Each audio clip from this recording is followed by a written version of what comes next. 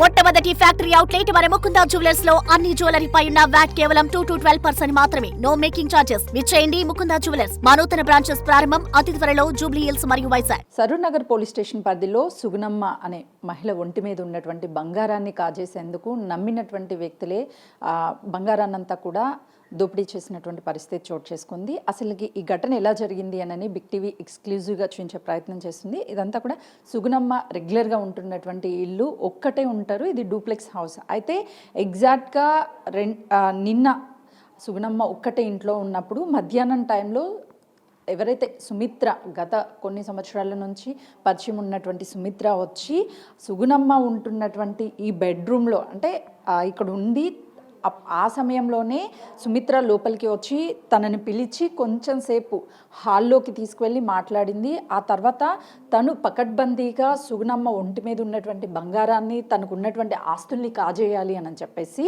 Plan ప్రకారం ఒక spray తీసుకొచ్చింది. స్ప్రే తీసుకొచ్చి ఇదే బెడ్రూమ్లో సుగుణమ్మ ఉంటుంది. కానీ ఆ టైంలో హాల్లో కూర్చున్నటువంటి సుగుణమ్మని ఎలా సరే బంగారం కాజేయాలని చెప్పేసి సుమిత్ర ఇదిగో ఇదే బెడ్షీట్ నేను చూపిస్తున్నాను, ఇదే బెడ్షీట్ తీసుకువెళ్ళి ఆమె మీద కప్పేసి ఎలా ఊపిరాడకుండా చేసి ఆమె ఒంటి మీద ఉన్నటువంటి బంగారంతో పాటు ఇంట్లో ఉన్నటువంటి అన్ని వస్తువులని కాజేయాలని చెప్పేసి ప్లాన్ చేసింది. ఎగ్జాక్ట్గా ఇదే ప్లేస్ నేను చూపిస్తున్నటువంటి ప్లేస్లోనే ముందుగా సుగుణమ్మకి స్ప్రే కొట్టింది సుమిత్ర. ఆ తర్వాత ఇక్కడ పడుకోబెట్టి మొత్తం ఇక్కడ ఉన్నటువంటి పిల్లో సహాయంతో ఎగ్జాక్ట్గా సుగుణమ్మ ఎప్పుడైతే పడుకుందో మొహం మీదంతా కూడా ఈ పిల్లోని ఇట్లా ప్రెజర్ చేస్తూ ఆమెకు ఊపిరాడకుండా ఉక్కిరి బిక్కిరి చేసింది. ఆ ఒంటి మీద కేవలం ఉన్నటువంటి బంగారాన్ని.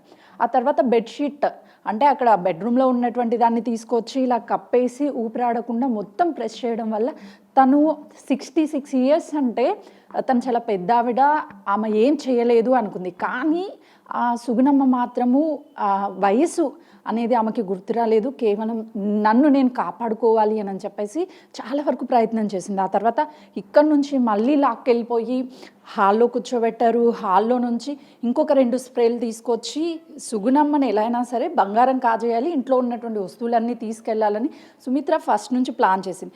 ఆ తర్వాత తన చెల్లి సుశీలాని పిలిపించుకుంది, ఇంకొక పర్సన్ని పిలిపించి ఆ తర్వాత 2 స్ప్రేలను కూడా చేసింది. అయితే యాస్టీజ్గా అక్కడ తన మొహం మీద బెడ్షీట్ అవన్నీ కప్పిన తర్వాత తను పారిపోవడానికి ప్రయత్నించి ఇక్కడ నుంచి వెళ్ళిపోవడానికి చేస్తే అప్పటికే డోర్ అంతా కూడా క్లోజ్ చేసేసారు, బయటికి వెళ్లకుండా. ఆ తర్వాత హాల్లో ఉన్నటువంటి ముందుగానే వచ్చినప్పుడు హాల్లో ఉన్నటువంటి ఇదే టీవీకి వాల్యూమ్ ఎక్కువగా పెంచారు. వాల్యూమ్ పెంచడం వల్ల అరుపులు ఏం కూడా బయటికి వినిపించవు అనుకున్నారు. కానీ ఫైనల్గా వాళ్ళు అనుకున్నటువంటి టార్గెట్ సుగుణమ్మని మీద దాడి చేశారు. ఒంటి మీద ఉన్నటువంటి బంగారాన్ని మొత్తం కూడా తీసుకువెళ్ళారు. ప్రస్తుతం మనతో మాట్లాడడానికి సుగుణమ్మ ఉన్నారు. తనతో మాట్లాడదాము. నిన్న ఏం జరిగింది, తనని తను ఎలా రక్షించుకోగలిగారు అని చెప్పి. మీకు ఎప్పటి నుంచి పరిచయం అమ్మ సుమిత్ర? 4 ఏళ్ళమ్మా.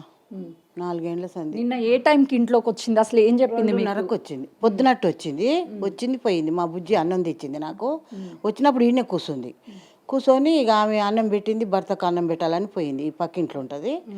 ఇక మళ్ళీ పోయింది, పోలే అటు సందులో దాచుకుంది. అది నేను గమనించలే. సందులో దాచుకొని వాళ్ళిద్దరిని పిలిపించి సందులో పెట్టింది. పెట్టినాక మళ్ళీ రయ్యను ఉరికొచ్చి కాసేపు కూర్చున్నాక ఇక నేను లేచి ఫోన్ వస్తేనో ఏమో ఈడ ఉండే నా ఫోన్ వస్తే ఫోన్ మాట్లాడదామని వస్తుంటే స్ప్రే కొట్టింది. వాము ఇలా చేయింది, నాకు స్ప్రే కొడుతుంది ఇంత అని నాకు అప్పుడే డౌట్ వచ్చి చిగంటికలు బట్టి 3 వేసి బయటికి పోదామని ప్రయత్నించిన. ఇంతలో వాళ్ళు ఇద్దరు వచ్చి ఇంకా తీసుకుపోయి ఆగం కొట్టారా అమ్మ మిమ్మల్ని? ఒంటి మీద గాయాలన్నీ కూడా కొట్టలే, ఇట్లా పెట్టాను, కొట్టలే. మీకు ఊపిరాడకుండా బాగా ఇట్లా బట్టిరుగా పేస్ట్ చేసిరు బాగా. అంటే ఊపిరాడకుండా పిల్లో పెట్టారు, బెడ్షీట్ కప్పారు, భయం అనిపించింది. అది నోట్లో చున్ని పెట్టింది లాస్ట్కు. వదిలిపెట్టు నువ్వు కొడుక, నీ దండం పెడతా, నీ కాలు మొక్కుతా, నేను బంగారం ఇంకా కావాలన్నా ఇస్తా, నా ఒంటి మీద తీసుకో, మొత్తం పైసలు కావాలన్నా ఇస్తా, నన్ను వదిలిపెట్టు, నన్ను చంపకు, నా పిల్లలకు దూరం చేయ. కానీ బాగా ప్రాధేయపడ్డా వాడు వినలే. లాస్ట్ కొర్లుతుంటే చున్ని పెట్టి బ్లాంకెట్ కప్పి మెత్తబెట్టి వాడి మీదనే కూర్చుండు. ఇక మొత్తం నా మీదనే కూర్చుండు. అది కాళ్ళ మీద కూర్చుంది, తొక్కుతుంది, నిలబడ్డది. ఇంకోటి, మీరు పారిపోవడానికి ఏమన్నా ప్రయత్నం చేశారా? వాళ్ళు ఎక్కడ పారిపోనురా, ఎటు పారిపోను, ఇది పెంచిరి, అది డోర్ పెట్టిరి, మొత్తం కప్పిరి, బ్లాంకెట్ కప్పిరి, మెత్త పెట్టిరి. ఇక నేను ఎటు పారిపోను. ఈ పక్కన పద్మ ఉంటుంది, పద్మో పద్మో పద్మ అని మొత్తుకుంటే నువ్వు మొత్తుకుంటావు అని నోట్లో చున్ని పెట్టిండ్రు. అమ్మ మిమ్మల్ని చూస్తే చాలా పెద్దవాళ్ళు, 2 చేతులు ఎత్తి దండం పెట్టాలి అనిపిస్తుంది, కానీ వాళ్ళకి కనీసం కనికరం అనిపించలేదు. ఇలా అనిపించలేదమ్మా. నా చేతి మీద తిన్నది, టిఫిన్లు పెట్టేది, ఛాయలు పోసేది, మధ్యాహ్నం పూట వస్తే అన్నం పెట్టేది, దానికి ఇంట్లో మనిషిలాగానే చూసుకునేది. మా అక్క మంచిది, మా అక్క దేవత దేవుడు అని మెచ్చుకునేది, నన్ను మెచ్చుకొని ఇంత పని చేసింది. తర్వాత మీకు ఎప్పటికీ తెలిసింది అంటే లేదురా, వాళ్ళు స్ప్రే కొడుతురు కానీ నేను నోట్లోకి పోనిస్తలేను. ఎలా ఆపేశారు? ఎట్లా ఇక ఇట్లా పెట్టిన తలకాయ ఇటు కొడుతుంటే ఇట్లా పెట్టిన, ఇట్లా బోర్లో పండుకున్నా. ఇక మెత్త పెట్టినాక ఇక ఊపిరి ఆడలే. ఇక నా పని అయిపోయింది అనుకుని ఇక ఊకున్నా. కానీ ఇక మెత్త పెట్టినా కానీ ఇట్లా చేతులు పెట్టినా, మెత్తను మొత్తం రానియలే. మూతి మీదకి ఇట్లా చేతులు పెట్టుకొని ఇక కాపాడుకున్నా నేను. అంటే మీరు స్పృహ కోల్పోయాకే వాళ్ళు బయటికి వెళ్ళిపోయారా, లేకపోతే ముందే? స్పృహ కోల్పోలే నేను. ఇక వాళ్ళు ఇవన్నీ గుంజుకుంటారు, తీసుకోమని చెప్పిన. ఆ బ్లాంకెట్ గప్పే ఇవన్నీ తీసుకుంటారు. నాకు వాళ్ళ ముఖాలు చూపిస్తలేరు. గాజులు బిక్కురు, దిద్దులు బిక్కురు, గొలుసు బిక్కురు, ఉంగరం ఉంటే ఉంగరం బిక్కురు, పిక్కోమని చెప్పిన. ఇంకా కూడా ఇస్తా అన్న, నన్ను వదిలిపెట్టరు, ఇంకా కూడా ఇస్తా అన్నాక ఇక వాళ్ళు వెనక డోర్ నుంచి పోయినరు ఇద్దరు. ఇదేం చేసింది సుమిత్ర, ఇక నాకు స్పృహ కోల్పోలేదు కదా, లేచి ఎవరికన్నా చెప్పుదామని బయటకి బేడం వేసిర్రు. బేడం తీస్తుండగానే ఇగో ఈడ దాచుకుంది, అది ఈ మూలకు దాచుకొని నేను లేచి ఆ సోఫా కాడికి రాగానే మళ్ళీ వచ్చి నా కొంగు పట్టుకుంటుంది ఇంట్లోకి రమ్మని. అమ్మో ఇక ఇంట్లోకి పోతే నేను బతక ఎటు బయట అయినా నేను బయటికి వెళ్ళాలని ఆ డోర్ది హ్యాండిల్ పట్టుకొని నా చీర పోతే పని అయినా లంగ మీదనైనా పోతా అని ఇక సగం చీర పోయింది, గుంజుకొని అని ఇక హ్యాండిల్ పట్టుకొని ఇక బయట కాలు పెట్టిన.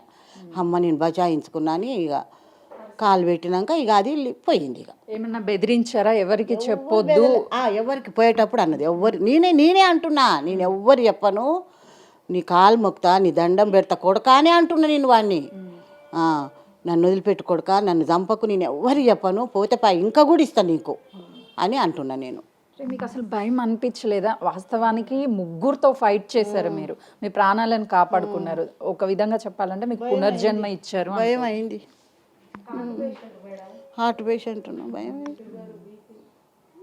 ఎన్ని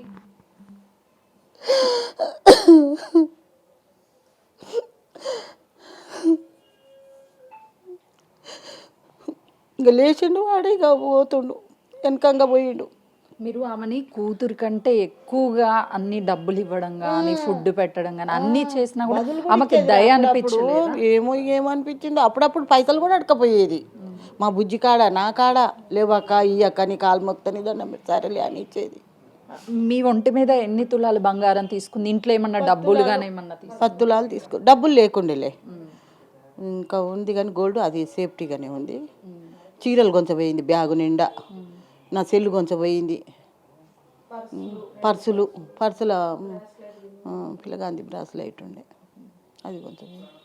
అంటే మీరు ఇంతగా నమ్మిండ్రు కాబట్టి ఆమెని, ఇంట్లోకి వచ్చింది, ఇదంతా చేసి ఏం చెప్తారు? ఇంకొకసారి ఇలాంటివి జరగొద్దంటే మిగతా వాళ్ళకి ఏం చెప్తారు? ఏం చెప్పా, జాగ్రత్తగా ఉండమని చెప్తా. ఎవరికైనా ఎవరిని నమ్మొద్దు. చూడొచ్చు. అయితే సుమిత్రాని కన్న కూతురు కంటే ఎక్కువగా నమ్మింది సుగుణమ్మ. ఎందుకంటే వాళ్ళ పిల్లల దగ్గర ఉండరు. సో ఈ వయసులో ఎవ్వరు వచ్చినా సరే పెద్ద వయసు ఉంది కాబట్టి వచ్చినటువంటి వాళ్ళని ఒక కూతురుగానో లేకపోతే మనవరాళ్ళుగానో మనవళ్ళగానో ఇట్లానే భావిస్తూ ఉంటారు పెద్దవాళ్ళు ఎవరు చూసినా కూడా. సో సుగుణమ్మను కూడా అక్క అక్కని ఎంతో ఆప్యాయంగా సుమిత్ర పిలిచేది. కానీ నమ్మినటువంటి వ్యక్తి నా ప్రాణం తీయడానికి కూడా వెనకాలేదు. నేను 2 కాళ్ళు పట్టుకొని నన్ను వదిలేసేయండి, ఇంట్లో ఉన్నటువంటి బంగారంతో పాటు ఏం కావాలన్నా ఇస్తానని ఎంత ప్రాధేయపడ్డా కూడా కనీసం కనికరించలేదు అని చెప్పేసి చెప్తున్నారు. ప్రస్తుతానికి 3 కూడా పోలీసులు అదుపులోకి తీసుకున్నారు. ఎవరిని నమ్మొద్దు, ఇలాంటి వాళ్ళని అందరూ జాగ్రత్తగా ఉండాలి అని చెప్పేసి సుగుణమ్మ చెప్తుంది. కెమెరామెన్ సంతోష్తో సుజాత, కర్మన్ ఘాట్.